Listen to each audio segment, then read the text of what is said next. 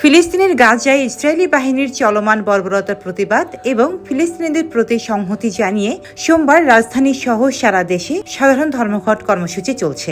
সেই তালিকায় যুক্ত হয়েছে বাংলাদেশের শোবিজ তারকারাও। গাজাবাসীর জন্য মন কাঁদছে জানিয়ে সামাজিক যোগাযোগ মাধ্যমে সরব হয়েছেন সাকিব খান, জয়া আহসান, সিয়াম আহমেদ, আফরান নিশু, পরিচালক আশফাক নিপুণ ও আরিফিন শুভর মতো তারকারাও।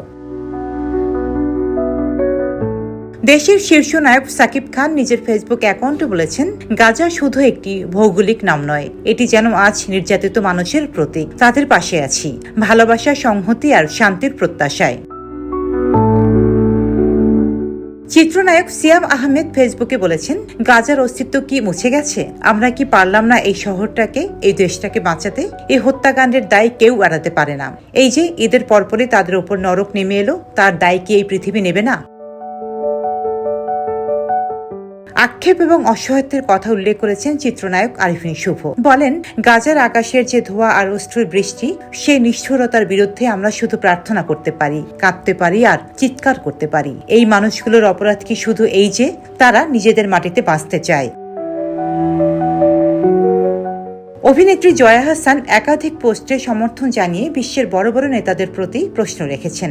দক্ষিণ গাজায় ইসরায়েলি সেনারা 15 জন জরুরি চিকিৎসা কর্মীকে হত্যা করেছে। গাজায় যে নিষ্ঠুর আর হৃদয়হীন গণহত্যা ইসরায়েল চালিয়েছে, এটা তারই অংশ।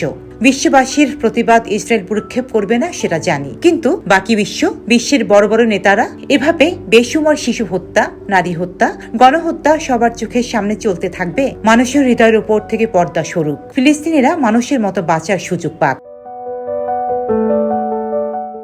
পরিচালক আশফাক নিপুণও ফেসবুকে গাজার জন্য বলেছেন দুইটা ভিডিও।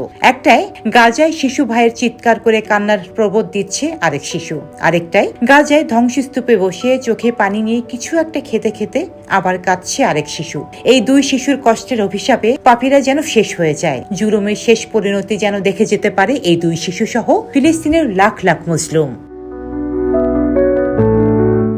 রোজিনা বেগম, দেশকাল নিউজ।